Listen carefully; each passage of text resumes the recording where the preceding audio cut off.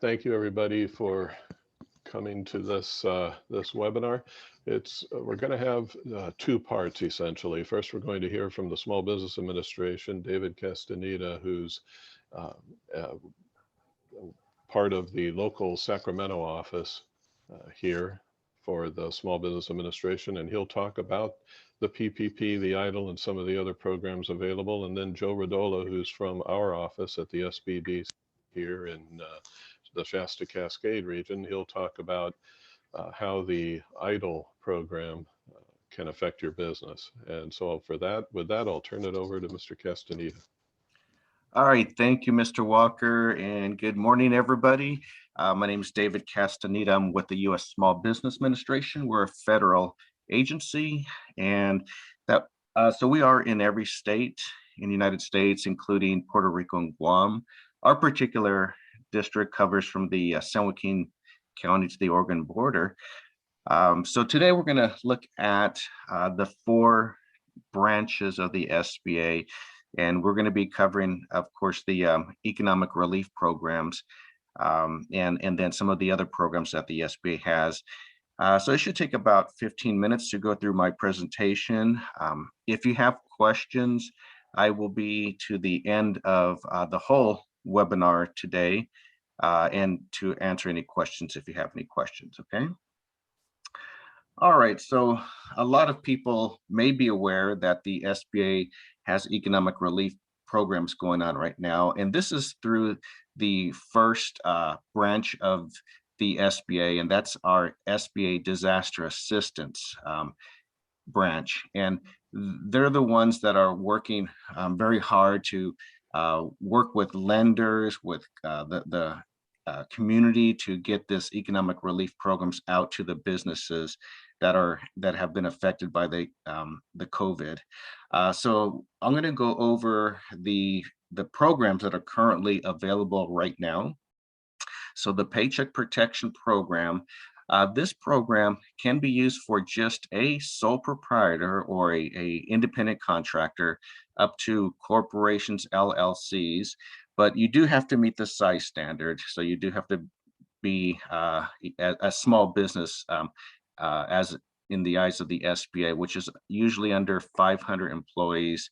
Under it's keeps going up and up, but it's about 3 million gross for your business every year.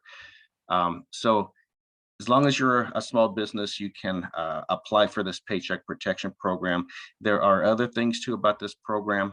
It will sunset on the 31st of March of this month. Okay, so that's the last day to apply for it. That program is used, it's a loan program where you go through lenders to apply for this loan. And how it works is once you get the loan, you use it to pay for your salary or that of your employee's salary.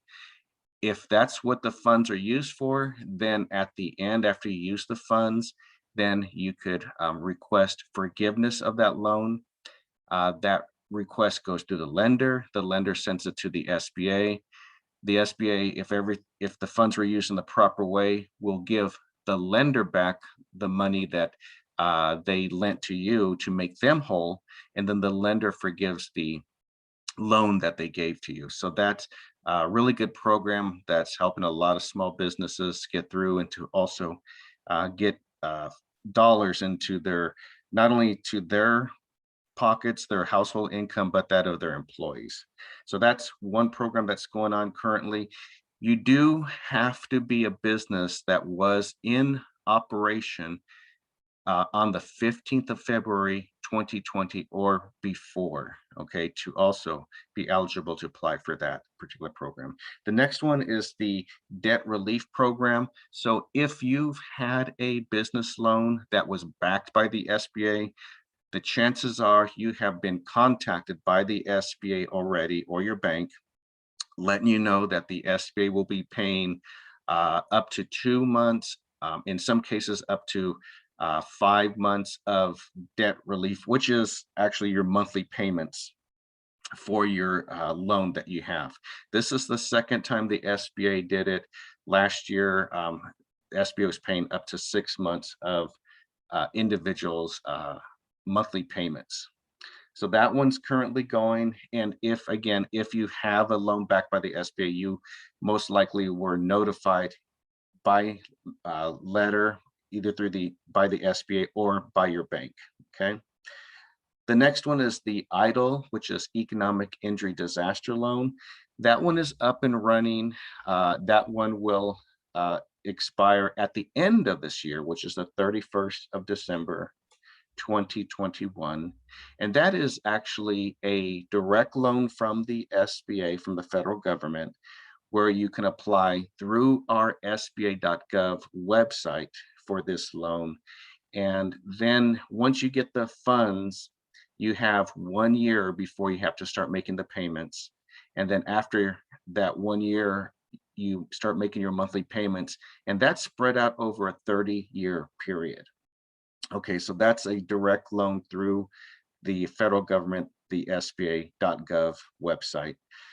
The other one too, it's only if last year you applied for the EIDL advance. If you did, and let's say you maybe got $1,000, or you applied and you didn't get any money because the funds ran out, SBA is reaching out to those individuals that applied last year and working with them to see if they can qualify for the whole $10,000. Okay, so that's another program. So more funds were put into there to reach out to those individuals last year that applied for the EIDL advance and weren't able to take advantage of the whole amount.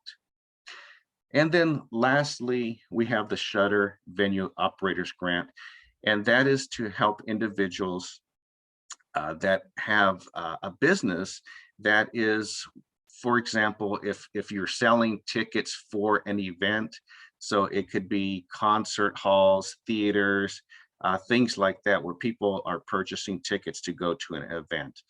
So this is a grant directly from the federal government to help those types of businesses, again, make it through this period of time. Currently, it is still being worked on by the SBA, the infrastructure, so individuals can apply. But if you are interested in that one, there are things you can do currently, which is get onto sam.gov website and register your business on there.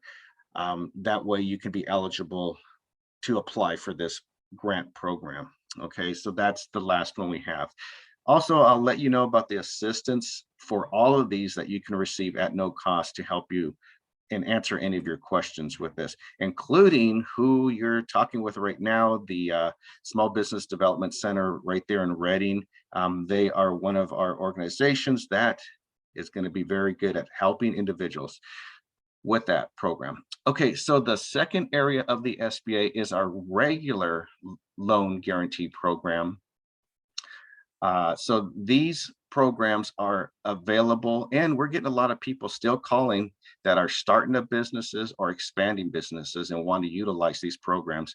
So for individuals that are wanting smaller dollar loans, we have the SBA microloan program that goes from $5,000 to $50,000. For individuals that are looking for loans from $5,000 all the way up to $5 million, this program is very widely used nationwide, heavily used in California. And again, this is a partnership between lenders and the federal government. So it's the lenders that you would apply. For example, Wells Fargo, US Bank, Chase Bank, which are national banks. It could be a community bank like Tri-County Bank, Banner Bank, for example, Bank of Stockton. It could be a credit union. In Sacramento, Safe Credit Union is very active. You'd go to one of those lenders, and we have hundreds of these lenders that participate with the SBA, apply for the loan.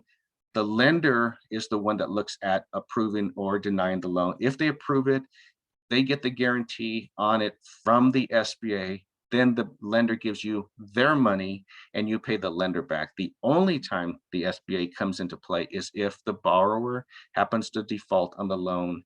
Then the SBA pays back the lender up to 85% of the balance of the loan. And what that does, it reduces the risk to the lender so they can give more loans to people either starting a business or expanding.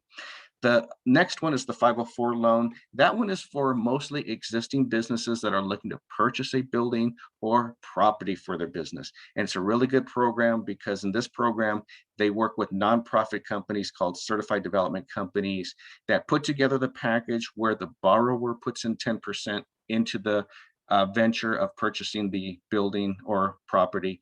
SBA puts in 40% and a lender will put in the other 50%. Then after that, once the property or building is purchased, then the borrower pays back the SBA 40% that the SBA put in, and then the 50% that the bank put in. And that's spread out over a 25-year period. So there's a lot of good programs to help individuals start and grow business. And then again, we have the education branch of the SBA with our resource partners that the SBA puts a lot of funds in every year. And the benefit to the business owner and the entrepreneur is that they can reach out to these centers because they're in every county in every state. Okay, you can connect with your local SBDC, Women's Business Center, Veteran Business Outreach Center SCORE, and receive free business consulting services to help you either start or grow your business. And currently right now, a lot of good webinars that are going on with all of these. I highly recommend that you sign up for their e-newsletter because a lot of times they're aware of a lot of good programs that are helping in your local county. And then the third, actually fourth area of the SBA is our government contracting. So for those individual businesses that are want to expand their marketplace and get into federal government contracting, as it says, the federal government is the world's largest customer, buying all kinds of products and services. The federal government is required by law to provide contract opportunities to small businesses. So we do have in our office a government contracting specialist. We partner with the procurement technical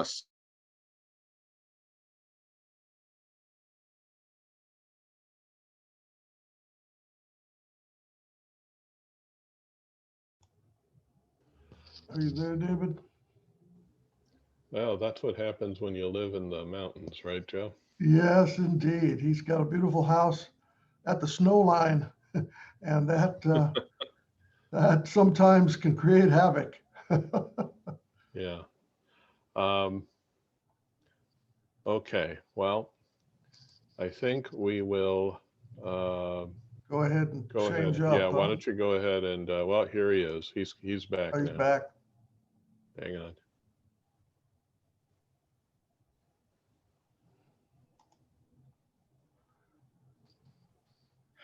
Well, I'm back.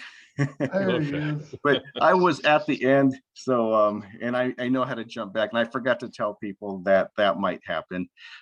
So lastly, the fourth part of the SBA is if you're interested in connecting with the federal government to sell your products or service, we do have help for you there. And let's just take a last look. I talked about all the different programs we have. This is the contact information if you need to reach out to the SBA. And again, I'll be here to answer any questions after this. So I will go ahead and stop sharing my screen. Oh, I actually am not sharing my screen anymore. So Joe, you can go ahead and take over from here, and I will hold on till the end of the presentation to answer any questions. Again, thank you guys for giving me this opportunity to talk. Thank you, David. Go ahead, Joe. All right. Thank you, David. Got the double Davids today. What a good deal for us.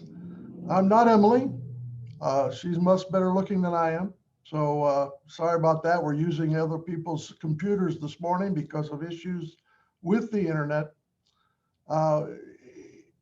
Is my I have an idle disaster loan showing up properly, David? Yes, Yes. Looks absolutely fine. Yeah, I can see it. Thanks, gentlemen. All right. Well, good morning. Today's conversation, and I am Joe Rodola, Small Business Development Center consultant up here in the Shasta-Cascade office out of Reading. I've been doing these webinars. Isn't this something? It's about a year now. since we all got together for our last live event. I think our anniversary is in 2 days, March 11th. Isn't that something? Since we had our a big event here a year ago. So we're doing a lot of these Zoom webinars, tons. And as you notice, we're taping a lot of these as well, so you can see them after the fact. Today, we're going to talk about, specifically in my section, the EIDL loan, the Economic Injury Loan Program. Okay, one of the ones that David talked about at the SBA a few minutes ago, and we'll kind of get into some details about the program. First of all, quick disclaimer. Again, we suggest that you do not react entirely on what we tell you today. We are not attorneys. We are not CPAs. So make sure that you check with your attorneys and CPAs before totally reacting to the things that you come across. So there's our legal section. And again, Shasta-Cascade Small Business Development Center, along with the other small business development centers, they're all over the place. Okay, we're a nonprofit organizations, provide confidential, no-cost advisory and training service. So basically, that's what we do. And thank goodness SBA and the state of California helps fund the ability to offer these services to you at no cost. Good deal. And there's me. How about that? So I'm the lead advisor up here, 48 years in the credit industry. Years go by, I have to update this thing. I worked at a bank for 25 years. And I've owned my own business now for 11, and I've been advising for small business groups for the last 9 years. All right, let's get into the meat. Economic Injury Disaster Loan. This loan is a hybrid kind of twist to the economic injury loans that we were involved with intimately at the end of 2018, when the car, the camp, all the other fires, we had several of them in a row there for several months. That's when I first became involved with assisting people with disaster loan funding. Okay. You had to have a lot of documentation for those loans. You had to prove that the fire had created a loss in revenue. And for the next 9 months after those fires hit, we were intimately involved in working with these loans. Well, 2020, what happens? COVID hits. Everybody in the entire United States is eligible for the Economic Injury Disaster Loan Program. It was tweaked. It was tweaked a little bit, made it a lot easier, okay? A lot easier to transact, a lot easier to process, a lot easier on the documentation side, especially for smaller loans. So we're going to talk about what should you do with it, how you can use it, how do you track it, should I just leave it around, or should I pay it back if I don't need it, okay, and how long we're going to keep records. This will all be covered. First of all, again, since I've been in the business, in the credit industry for almost 50 years, I can tell you that during the last 50 years, this is the lowest interest rate program, especially on the unsecured side. In other words, if they do not take collateral, with the longest term available of any loan I've ever seen. Okay, so that's a long time. That's a real big positive. Because with small businesses experiencing the close and open, close, open, close, it's been a real, teeter-totter seesaw thing, right? So this is the type of loan, and it is a loan, okay? There's the grant that happened early on last year, okay? And then this is the loan portion, all right? This is the 30-year, as David mentioned, for a profit business, 3.75 fixed rate, 30-year loan. Okay. And here's those terms. 3.75 for a for-profit, 2.75 for a nonprofit, 30-year term, which, what does that do? What does that help you do if it's a long term? Makes the payment small, right? That's what it does. Less stress on your profit and loss, especially since you've maybe lost customers, you've lost hours open, you've lost perhaps, unfortunately, employees, you've lost perhaps market share to online vendors, okay? So the long term makes the payment smaller, all right? So I did an example here of a $10,000 EIDL for a small mom and pop sole proprietorship. You got a $10,000 disaster loan, puts the payment about 46 bucks a month, okay? So again, this is the most versatile, lowest interest rate, fixed rate program. This is really assisting small businesses in ways I could have never done when I was working for a bank or commercial lender. Couldn't do it. Banks still can't do it, okay? The banks won't do a 30-year unsecured business loan. Not gonna happen. It wouldn't be cost effective. So this is kind of a silver lining situation. We suggest all of us in the SBDCs that if you haven't applied, apply. Apply, okay? You have to have been in business before February of last year, but that's normally what has happened. You had a pretty good 2019. 2020 wasn't very good. Now, you know, you're catching up perhaps rent, you're catching up perhaps utilities, you're catching up on a lot of things. Maybe some inventory purchases because now you're open, you need more product to sell.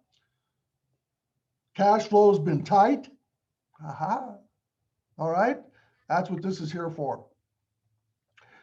It's designed basically originally to cover, and David, you can correct me on this, but it's really originally been set up to cover 6 months operating expenses.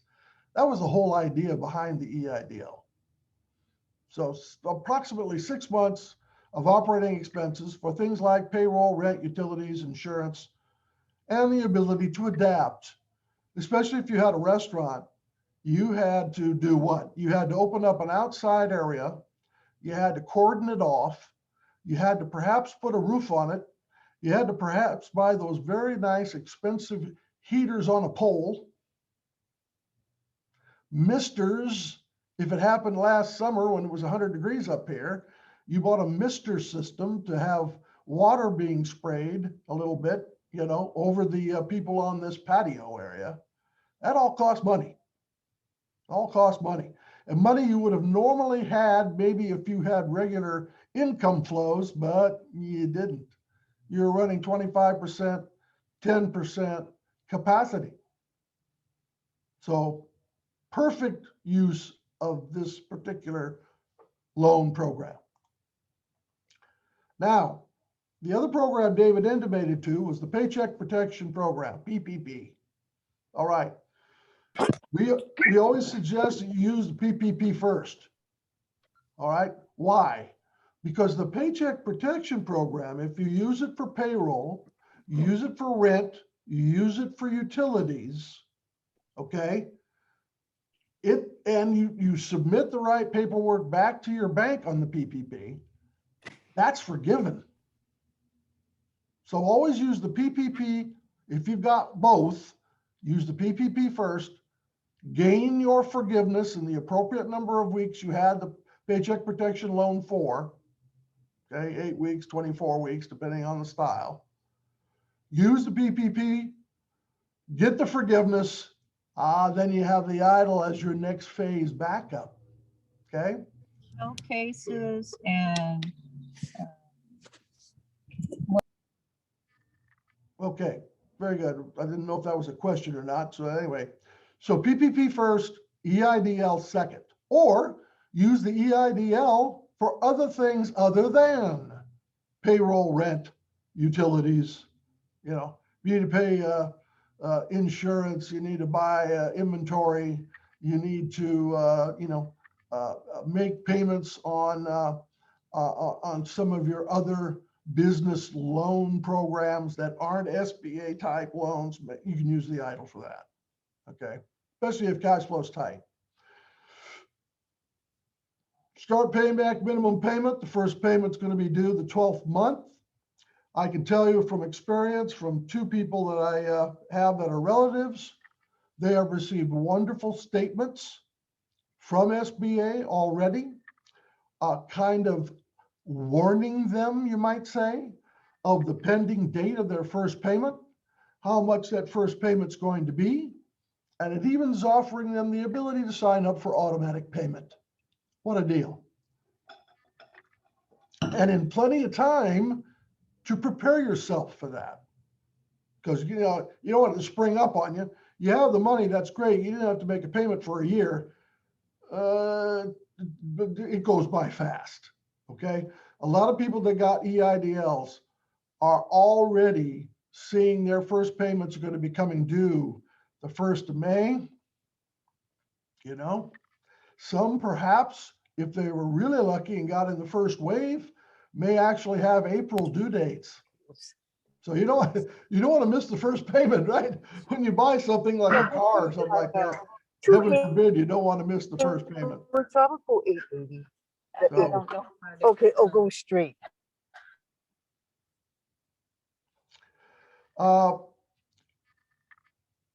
you have options of what to pay back. You don't have to pay the whole, you can, if you wish, pay back partial payments, bulk payments, I mean. You can pay it all off. My suggestion right now is, though, because of the unknown nature of the rollout of the vaccines, the effectiveness perhaps of those vaccines, what's going to happen in the state of California and Sacramento from the governor, don't be hasty, in my opinion, as a finance type of person. Don't be hasty to try to pay this thing back now, the whole thing, okay? My suggestion is let's wait till Christmas of this year, all right? Let's play this hand smartly. Take your time. You've got it there, it's available to you. Okay, you don't use it all, that's fine. But hang in there, okay? Hang in there, because we don't know. We don't know, right? So you give it all back, great. Then you don't have any emergency backup if something does go haywire, all right? Again, lowest unsecured loan that I know of you'll ever get. And this loan is not taxable, it's not income, okay? It reacts like a regular business loan, okay? So as you use the loan proceeds, you'll have that in QuickBooks. And then as you spend the loan proceeds, you'll have that expense, okay? And I'm not an accountant. We have a wonderful QuickBooks specialist, Rebecca. If you're interested in finding out more about that, she's available. And she has wonderful classes as well on QuickBooks. So how to track the EIDL, make sure you track it, okay? Don't just put it in the checking account and away she goes, all right? You want to be able to use it, A, for what's supposed to be used for, and B, prove in case there's an audit check where it went, okay? So have your accountant, or if you're doing QuickBooks yourself, track it in the QuickBooks. Some businesses have actually opened up separate bank accounts for that money to sit in and not left it in the general business checking account. Smart move. Because this is not your average, if you remember the old Yogi Bear cartoons, I'm dating myself, it's not the average, this is not the average bear, all right? This is a little different. So some people have actually opened up separate accounts. They transfer amounts to pay certain expenses when needed, and then they can track it real easily, okay? So it just depends, A, on how much you got, and B, your usages but I would suggest you track it very, very closely. It says to keep, I think, the records for a minimum of 3 years. I like keeping records for 7. I'm old school. So 3 to 7, keep the records and the transactions as you have done them, okay? As they posted, keep the receipts. If you used it for rent, show the rent dates that you used it for. If you use it for lights, keep the utility bills. It's pretty easy, really. I mean, and these loans can go to people that are even operating out of their house. So, just turn that. Oh, thanks. Okay, thank you. Sorry about that, phone ringing. So anyway, keep records and have them ready just in case. You know, it's worth the effort. All right, so it's question and answer time. Any questions? People have thoughts, ideas. David, want to say any more things about? Well, you know, program, so. Yeah, I just think if you're gonna apply, you know, I would try to get in there and go ahead and do it because you just never know, you know, if you're gonna need those funds, if something's gonna happen. So if you're gonna do it, especially the Paycheck Protection Program, because that's gonna sunset the 31st of March this month. So if you're gonna do it, you still have time, you know, you might want to go ahead and go ahead and do it. Joe, can you talk, or Mr. Walker, can you talk about the assistance there at the SBDC that individuals can receive to apply for some of these economic relief loans? Sure, you want me to go ahead, David? Yeah, Sure. go ahead, Joe. Oh, okay. Okay. Yeah, in fact, this is one of the, technically been the highlights of many of our lives. Like I say, in my case, since 2018, assisting small businesses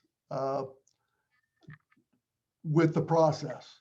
And it is it can be a little intimidating. It can be. Although, as an old bank guy who technically used to say one of those things about being old, right? In the early 1970s, we did everything on paper. There was, you know, we were lucky to have carbon paper so we could make duplicates, okay? So for us, thinking of it in terms of what these computers can now do for not only us, but for SBA, holy moly, it's a lot better than papers with carbons on it, I'll tell you that. But still, there's an intimidation factor, especially for people that have poor internet connections, who are not savvy. You know, I can tell you right now, I'm not the best with technology. I'm learning every single day, okay? So you may not be confident in what to put in each of the spots. We've handheld customers and guided them through the process on PPP, EIDL, state grant program, which has now been extended again, because we're familiar with the process, for one, and we can kind of understand from their viewpoint what's needed in each of the boxes. So yes, we can individually help you. To a little difficult to do it in person still. Let's be, I guess, totally clear. We're just starting to kind of reactivate our potential in-person situation, but we can do it on Zoom. I can pull up an application, walk you through it while I'm looking at mine, you looking at yours, okay? I've even gone here locally, obviously, to a couple of businesses on their site and helped that owner walk through it with me kind of hanging, you know, right there with them. So it can be done. It's what we're here for, is to help get you through that application process if you have any questions. We've also worked with some clients on the forgiveness, PPP forgiveness application. Although SBA And the powers that be have made that super simple too, I'll tell you. Anything under 150,000, that easy forgiveness form. Although there are a couple thoughts in there that sometimes these businesses have a little bit of a tweak to. Oh, it's a heck of a lot easier than the old forgiveness application. I'll tell you that. It's superb. Okay. We And have any questions, we can help. yeah, we have 3 questions in the chat. All right. Let me throw those at you. If you apply in 2020, will you be able to reapply in 2021? The PPP, Paycheck Protection Program, if you got one last year, round 2 is in effect as we speak. So if you've already applied for forgiveness on the PPP 1, even if you haven't, PPP 1, there's an application for the PPP 2. We suggest you utilize the same financial institution that you used last time if it's available. Some financial institutions have not decided to do PPP 2. Okay. If you get the application for PPP 2 by, David, correct me, Mr. Castaneda, I think we got 2 days left, right, on the under 20 employee special deal. I think that tonight is the end of the for that 2-week period where very small businesses can apply. And I think after tonight, then it opens back up to all businesses. There you go. That's it. So there was a special deal for 2 weeks, under 20 employees, special kind of put at the top of the list type of situation. Doesn't mean it's going to be done, but for super small businesses, PPP2 had a special tier program for the small businesses, micro they call it in the business community, micro business program that's going to end tonight, I believe at midnight. But you can still apply. It's just that they're going to open it up for larger companies as well. Now, if it's EIDL, you only get one. Okay. So if you got the EIDL disaster loan last year, great. Congratulations. You can't go for EIDL 2, at least at this moment. You know, technically, I don't know unless David's got a crystal ball on what's happening with the $1.9 trillion that's about to be voted on by Congress and going to the president's desk, hopefully this week. There may be some other twists and turns. We don't know that. But what we know today, PPP ends application March 31st, okay? And EIDL ends at the moment, December 31st. But if you didn't get an EIDL last year, the EIDL disaster loan, you can apply right now. Right now. And the SBA website, I'll tell you what, that is one of the, as an old banker, I can guarantee you it's the easiest application I've ever seen. So, and if you have questions about what to put, one of the things to watch for on that, if you haven't applied, is cost of goods. They ask for cost of goods. And the real problem we had was, if you were a service business, people would ask, do I have a cost of goods? Technically, no, you don't. So that was the question that came up quite often on the little application one. What is cost of goods sold? And that's for retail operations. If you're selling a product, right? If you buy this for $1, this pen, and you sell it for $2, the $1 is cost of goods. It's kind of a simplified format, but that's the idea. And then you sell it for $2, so your gross profit is $1, right? So anyway, that was one of the only trick questions I could see on the whole thing. So, and again, we can guide you through that. And remember also, if you're a sole proprietor, you know, like my business, sole proprietor, I am the business. There is nobody else. Don't forget to count yourself as an employee. Okay, that was the other trick. A lot of people would say I had no employees. Well, got to have one or you wouldn't have a business, right?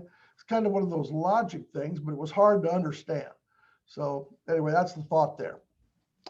Okay, next question. Can I replenish funds to emergency fund? I assume they're talking about maybe moving their idle loan to an emergency fund of some kind.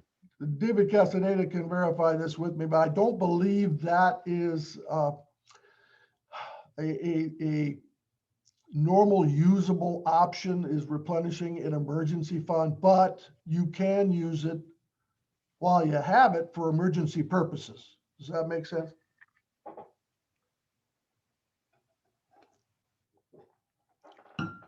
Uh-oh, we might have lost. Okay. David, are you there? Oh, yeah, I'm still here. No, that sounded correct. Yes. Oh, thanks.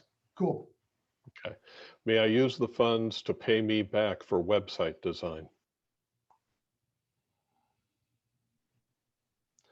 Again, that supposed you, if the bill is due and payable and you haven't paid it yet, that could work. But I don't think, David, you can pay yourself back for what you've already spent. Is that correct?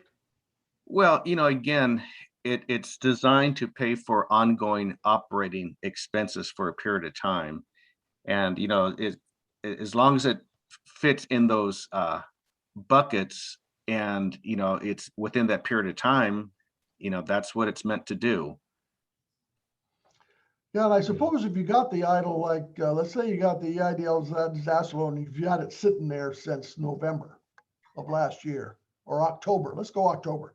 You had it since October, you haven't used it, you decided to go ahead and get that done with your website, and then you paid it yourself in December, but you didn't use the idle funds. Well, you had them at the time.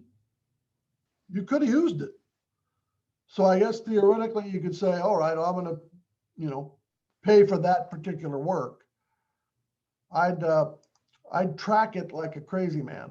You know what I mean? When you put it in the books, make sure it's identified why and who you did it and when. That'd be probably safer. Okay. Those are all the questions we have in the chat. Are there any other questions anybody has? I have a question. Go ahead, Anna. Hello. Anna. Yes, Hi. Anna. Yes. If you pay yourself back from example for the website and you write a check, is that taxable? Is that payroll taxable income? Not from the No. EIDL. No, that is a, even though it's a payback for something, it's not payroll, so it's not taxable. Really, Great. it's the same as if it were an expense. You would normally pay someone else to do a website. If you're paying yourself to do the website, all you're really doing is paying the same expense out of a different bucket, essentially. Perfect. Okay. I just want to make sure I cross all the T's and dot the I's and be really careful and do the right thing with the loan. So there was a lot of questions about taxability. Yes, Yeah. that's huge. Yeah, and if that's income, yeah. And I'd like to revisit the question I posed earlier regarding emergency fund. I had emergency fund and definitely exhausted it by June.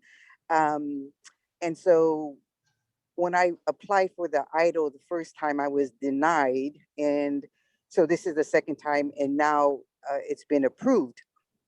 The question is, the emergency fund that I have exhausted, I wanted to implement, to put it back in because it's a security, it's safe, and I have zero in there. And I just had high concerns that I would get penalized for that, or Yeah. not use it for operating expenses. And I know there's like not a clear line behind that. So I just want to make sure I'm okay with that. Putting some in, but not all of it. I would bring that up with your accountant. Yeah, CPA is going to definitely be important. And we've always been trained for the last year that it is supposed to be used for pay forward expenses. Okay. For instance, they really didn't want you, there was some question as to whether or not you could use it to bring up, catch up your rent. I mean, there was a lot of thought there. So David, can you make sure I'm not barking up a wrong tree there a little bit? Well, I'm just looking at where it says use of proceeds.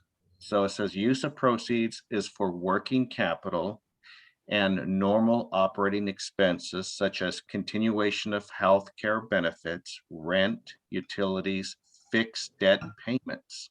So like you said, Joe, it's payments that are happening at the moment. So what the question, how you might want to handle it is, instead of using the income that you're making now to pay for the things I just mentioned, you use your loan to pay for those ongoing expenses, and then that income that you're bringing in, you just replenish your emergency fund. So there's ways you can do it where, like Joe said, I think it is important to track how you use these funds. We have seen where, for example, a lot of these economic programs, a lot of the grants that are going on out there, it is based on a lot of times things that businesses have documented properly. So as long as you document things properly, that can only help you, further down the road. Okay, so that's what I just would like to say is, use it properly. But there's ways you can use your income that's coming in to replenish your emergency fund, and then use your loan for the way it's supposed to be used. Okay, That makes a lot of sense. That's true. fair enough. Use Thank cash flow to replenish your savings and use the EIDL loan to play for normal, because everybody says, well, pay your rent first. That's great. But if you've lost your entire savings last year because you used it to help pay for that rent, then use the EIDL to pay the rent now and put the money you would have used back into that savings. Yeah, there's a way to get around it. It's all tracked. Yeah. Okay. May I ask one last question, please?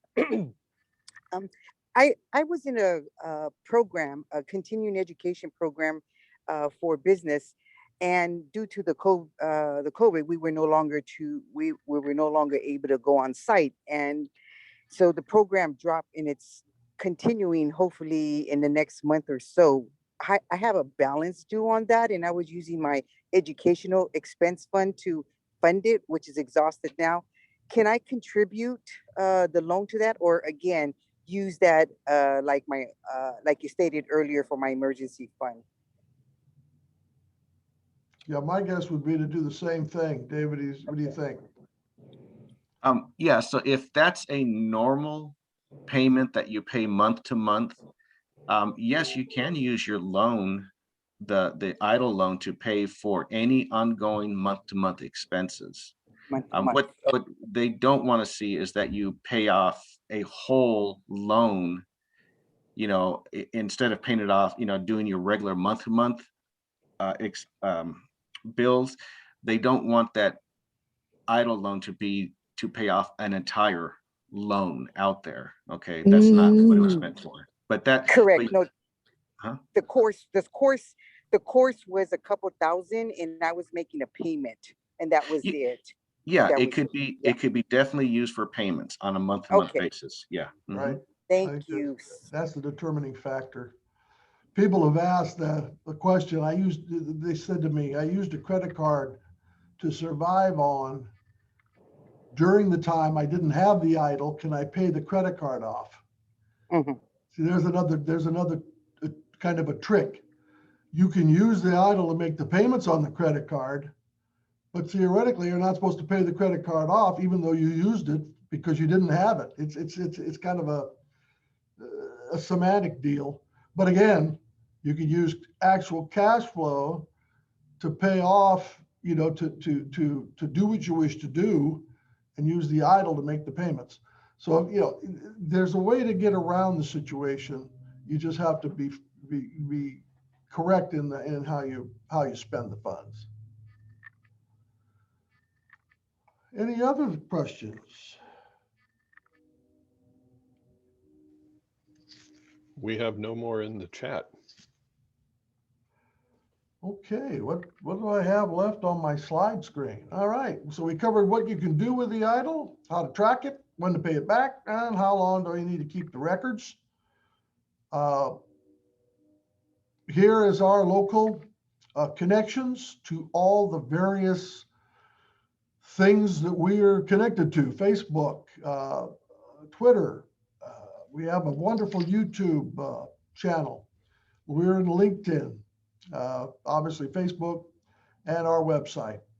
So again, we cover up here Shasta, Trinity County. There are SBDC offices throughout California and the United States. So there's ways to get that information. This last wonderful little contact information, America's SBDC, can help you find your office near you. There's our wonderful admin person, Emily, that I have borrowed her computer today, thank goodness. There's our address here in Reading, and our website, sbdcsc.org. Sign up for all the various other things we have going, and of course, to sign up for free service. We can guide you through these steps up here for your business. Good. We have a couple more questions came in while you're Wonderful. through that important information there.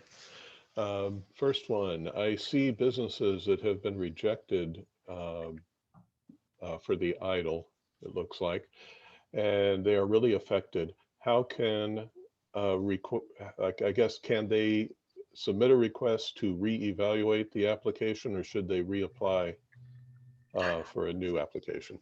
Yeah, Mr. Walker, if I can share my screen, I can show email address where people can ask for reconsideration. So I'm going to try to share my screen here. I'll stop sharing mine, so you should be able to share yours now, David. Okay, I think There we hopefully. go. Okay, so yeah, right there. If you have applied, or you are applying, or if you've been turned down and you want to request for a reconsideration if declined, there is the contact information for the EIDL loan program. Okay, so yes, there are a lot of individuals that are going through that reconsideration, and I've seen some successfully get a positive response from them. Okay, so that's where you can get that reconsideration done at that email address. Also, if you applied and you want to get status on your EIDL loan, there's also a way you can get status. So, and again, this is a different branch of the SBA. Unfortunately, I'm with the district office, and I'm not able to get into the disaster assistance, all of their computers and information, or connect with them. This is how individuals have to connect with the proper part of the SBA that is processing these economic relief loans. Okay. Yeah, and I've had several clients use the PDC recons at sba.gov. Send an email, explaining the situation and giving an explanation on what, if you were declined for credit issues, whatever, and they've gotten it funded. So Okay. Use the PDC recons at sba.gov to send in for reconsideration. And just to be clear, everybody will be getting copies of these slides, and there will be, we've recorded this, so you'll have a link to where the recording is as well. There's one more question in the chat. How can you know if you qualify for the targeted EIDL? Okay, so if you qualified, you would have to have applied for the EIDL advance last year in 2020. Okay, so if you went into the SBA.gov and applied for the EIDL advance, which was a forgivable loan, and that was to pay for salaries, it was $1,000 per person. Some individuals weren't able to use that whole $10,000, or funds ran out. Okay, so they just didn't get the funds that they requested because funds ran out. So if you were one of those individuals, that's the only way that you would be eligible for the SBA to reach out to you to see if you can take advantage of under the new rules and guidelines of the new EIDL program, the targeted program, to benefit from that. Okay, so you would have to have had applied last year for it. And fairly early on. So if you had applied late March, early April of 2020, or April of 2020, and then, you know, in fact, I had a client that got the $1,000 last May, a year ago, you know, so last May, and received her email. And then she contacted me and said, is this real? You know, and I rechecked all her email addresses and it was SBA.gov. That's definitely it. They reached out to her and said, if you're interested in applying for the difference, you know, between the 1,000 and the original 10,000 that was supposedly going to happen, you had to follow these steps. So she was working with that email. And so SBA is reaching out to those clients who they feel could qualify. So in other words, the way I understand it, David, you can't contact SBA and say, I want it. It's kind of it's a reverse situation. SBA will contact you. Yep, that's correct. SBA will contact you. Okay. I see no more questions in the chat. And give it another few seconds here. It says Bill Gates is telling me it's 9:59. So we've got a couple seconds here. But thank you everybody for joining us. Like I said, you'll be getting copies of the presentation and a link to the recording. We'll also be sending you a link for an evaluation, and we encourage you to fill out that evaluation. We're trying to get better as we do these webinars. We have thick skin, and we'll take whatever advice and whatever suggestions you have. So please do that if you would. And I guess that's it. You're welcome, Anna. Thank you for joining us. And as always, Mr. Walker and Joe, it's a pleasure to work with you, and thank you for hosting this webinar. Okay, Thanks, you're David. welcome. Thank you, everybody. Take care. Always good to chat with you as well. Have a good day. All right, Bye-bye. bye-bye.